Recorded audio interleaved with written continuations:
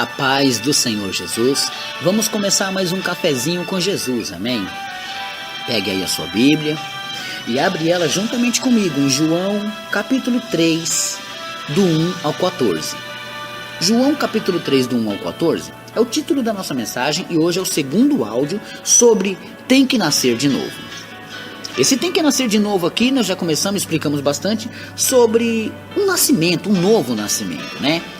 E a gente já entendeu bem a primeira parte, que foi a de ontem. Hoje, eu sei que você já estava aí ansioso esperando para aprender um pouquinho mais. Então, por isso mesmo, eu quero que você deixe seu coração aberto para receber as sementes do Senhor. Vamos lá? João capítulo 3, do 1 ao 14, eu quero que você vá lá no versículo 5, que Jesus explica que tem que ser nascido da água, batismo e Espírito. Tá vendo? Esse nascer das águas é um batismo de arrependimentos e está lá em Marcos 1,4. É um batismo de arrependimento e de remissão de pecados. Você pode estar acompanhando na sua Bíblia aí, Marcos 1,4. João 16,8, o Espírito nos convencerá do mal. 1 João 3,9, nós somos os nascidos do Espírito. E 1 João 2,1 explica bem que temos um advogado. Portanto, 1 João 3,9 explica que você não pode pecar. Mas 1 João 2,1 explica bem que se caso você pecar, temos um advogado, Jesus Cristo justo perante ao Pai. Entre eu e Deus tem um advogado. É lógico que se eu pecar, Jesus vai advogar a minha causa, mas eu também tenho que mostrar arrependimento. Compreendeu até aí? No verso 6, Jesus explica que os que são nascidos da carne, é carne, e os que são nascidos de Espírito, é Espírito. Tem diferença e separação. Bom, alguém vem e esbofeteia minha cara, meu rosto. A pessoa vem e esbofeteia meu rosto. E qual é a atitude que eu vou ter com ele? Ora, se eu fosse só nascido da carne, eu era carne. Conclusão, eu já estaria no pescoço dele, brigando com ele. Mas como eu sou nascido do Espírito, vivo em Espírito. Portanto, se ele me esbofetear, eu não vou dar outro bofetão nele. Agora, eu vou orar por ele, porque a vingança não me pertence, pertence a Deus. Eu não posso pagar o mal com o mal, tá entendendo? Porque agora mudou. Eu já sou uma nova criatura, eu não sou mais a mesma. Na outra criatura, o meu velho homem, quando alguém me machucava, eu revidava. No meu novo homem, se alguém me machuca, eu vou orar, vou mostrar a Deus. Deus vai dar conta disso. Eu não posso agir com a minha vontade, minha força. No verso 8, ele mostra a semelhança entre o vento e o novo homem. Aí talvez você não entenderia isso. E eu, lógico, já esperava por isso. Então leia 1 Coríntios capítulo 2, verso 14 e 15. Vamos lá? Novo Testamento, 1 Coríntios, capítulo 2. Estou achando aqui também. Verso 14 e 15 diz assim: Ora, o homem natural não compreende as coisas do Espírito de Deus, porque lhe parecem loucura. E não pode entendê-las, porque elas se discernem espiritualmente. Mas o que é espiritual discerne bem tudo. E ele de ninguém é discernido. Bom, vamos trabalhar um pouquinho agora nesses dois versículos. Presta bem atenção no que está no versículo 14 de 1 Coríntios capítulo 2. O homem natural, o homem que só vive na carne, o homem que só pensa nas coisas materiais, o homem natural não compreende as coisas do Espírito de Deus. Portanto, tudo que é falado pelas coisas do Espírito de Deus não é compreendido. Eles acham isso impossível. Falta muita fé, muita crença nisso.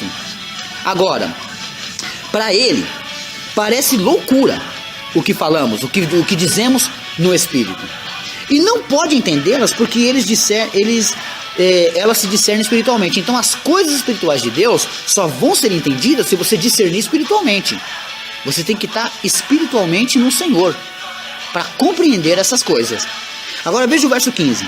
Mas o que é espiritual discerne bem tudo. Tá entendendo? Se eu estou falando com uma pessoa espiritual agora, eu falando coisas espirituais, você discerne bem, você compreende bem. E nós não somos discernidos por ninguém. Ninguém consegue nos entender. Compreendeu até aí? E digo mais, que o novo homem, pela espada que ele possui, que é a Bíblia Sagrada, dá para discernir até pensamentos. Já falei isso em outros cafezinhos. Irmão, mas ninguém consegue ler o pensamento de outra pessoa. Vamos dar uma analisada? Alguém poderia dizer assim para mim, né? Ô irmão, você falou bobeira, eu não vejo isso na Bíblia Sagrada. Tá bom, em Hebreus 4:12, vamos lá? Gosto muito de bater em cima dessas coisas porque eu sei do que eu tô falando. Eu fiz a lição de casa. Hebreus, capítulo 4, vamos lá? Hebreus 4 e verso 12 diz assim, ó. Porque a palavra de Deus é viva e eficaz, e mais penetrante do que espada alguma, de 2 gumes, e penetra até a divisão da alma e do espírito e das juntas e medulas. Vírgula. Até aqui você teria razão. Até aqui. Agora, depois da vírgula, eu, usando a palavra de Deus, tanto com uma Bíblia ou com um versículo que eu estiver na minha mente e estiver conversando com uma pessoa, eu usando a palavra de Deus, depois da vírgula, o que acontece? Como é que eu vou adivinhar o que a pessoa está planejando contra mim? É apta, continua aí depois da vírgula, ela é apta para discernir os pensamentos e intenções do coração. Tá entendendo?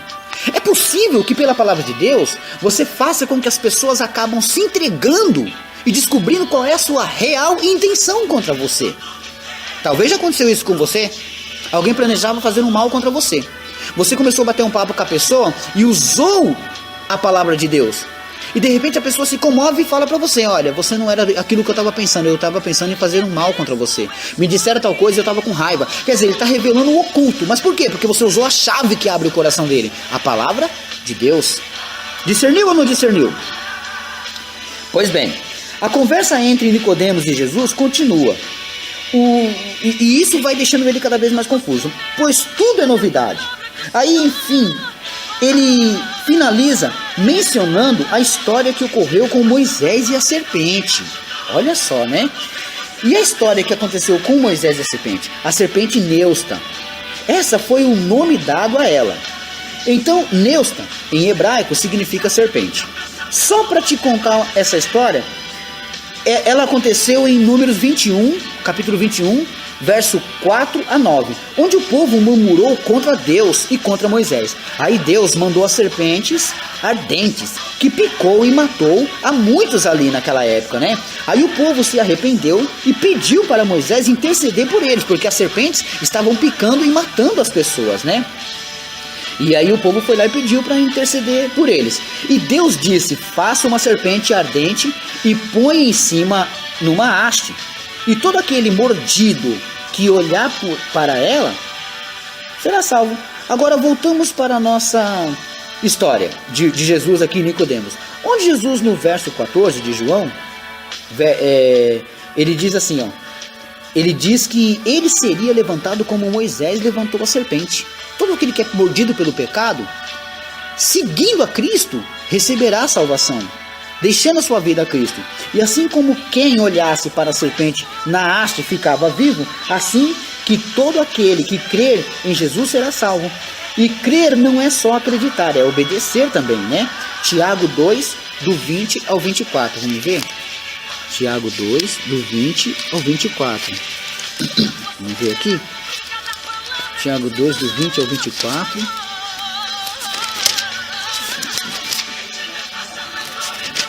Tiago 2, do 20 ao 24. Vamos ver aqui. Você vai abrir aqui Hebreus. Depois de Hebreus você vai encontrar Tiago, capítulo 2, do 20 ao 24. Olha só. Mas o homem vão, queres tu saber que é fé sem obras é morta? Então vou repetir. Mas o homem vão, queres tu saber que a fé sem obras é morta? Porventura, nosso pai Abraão não foi justificado pelas obras quando ofereceu sobre o altar o seu filho Isaque. Bem vês que a fé cooperou com as suas obras, e que pelas obras a fé foi aperfeiçoada, e cumpriu-se a escritura que diz: e creu Abraão em Deus, e foi-lhe isso imputado como justiça, e foi chamado amigo de Deus. Vedes então que o homem é justificado pelas obras, e não somente pela fé. Então, os dois têm que andar junto, né? Fé e obra. Portanto, estava explicando ali para Nicodemos essa situação. Tá entendendo? Nicodemos talvez estava vendo um novo nascimento. Esse novo nascimento não adianta a pessoa só ter fé. Aceitei Jesus, tenho fé e acabou. Não. Agora ela também tem que ter obras, né? A fé sem as obras não adianta nada. Tem que ter os dois. Foi isso que eu estava explicando ali para ele. Agora, veja que interessante, né, irmãos? O próprio Nicodemos, ele estava indagando Jesus para tentar entender essa situação. Jesus deixou que isso ficasse claro para nós, por quê? Porque todo aquele que aceita Jesus, ele tem que não só aceitar Jesus, mas tem que mudar a vida dele. Primeiro, dentro dele tem que ter arrependimento, convicção que vai morar no céu. Ele tem que lutar por isso. Ele não pode aceitar que aceitei Jesus, Jesus se vira. Não, ele vai lutar por isso. Então toda vez que o inimigo vir para cima dele, toda vez que o inimigo preparar alguma coisa contra a vida dele, ele está preparado contra o inimigo, porque ele tem aquela convicção de fé, tá entendendo? Por fim, espero que tenham entendido que tem que nascer de novo, não adianta ser a mesma criatura. Se você aceitou Jesus, se batizou e continua do mesmo jeito, algo está errado. Procura seu pastor e peça orações, peça para ajudar você a lutar contra isso. Você não pode ficar com isso em você. Tem que haver arrependimento. Você não pode continuar a mesma pessoa. Amém? Deus abençoe a todos e fiquem todos na paz do Senhor Jesus. Eu vou agora aqui passar uns abraços, né? Quero mandar abraços para os grupos Mulheres de Fé em Ação e o grupo Mulheres Extraordinárias e a minha irmã Araci, de Dourados, Mato Grosso. Aí vai o meu abraço, o abraço do pastor Alex do Cafezinho com Jesus para essas varoas, né? Também quero mandar um abraço para quero mandar um imenso abraço para a irmã Dinorá, de Araguari. Olha aí, irmã, o seu abraço. Quero mandar um abraço aqui também para todos aqueles que montaram seus grupos do Cafezinho com Jesus. Quero mandar um abraço para todos aqueles que estão semeando a palavra de Deus. Um abraço para aqueles que estão indo lá na página, sabe? Eu tenho bastante pessoas que são grandes missionários do Cafezinho com Jesus, né? Eu tenho aí o meu grande amigo aí, posso se dizer assim, um grande amigo também, o meu irmão Joel, porque ele tem ali, sabe, me apoiado bastante. As pessoas que eu não tenho conseguido mandar um cafezinho, ele tem procurado os contatos para enviar. Ele está se preocupando ali com as vidas, com as pessoas, para que possam receber a mensagem de Deus também, né? Assim, eu agradeço a todos que têm me ajudado. Irmão, mas quanto é que você está ganhando nessa brincadeira? Eu estou ganhando uma coroa eterna, eu estou ganhando a minha salvação, tá entendendo? Esse é meu trabalho, é meu papel, eu tenho que fazer isso, é o ID do Senhor, né? Eu tenho que ir e pregar o evangelho.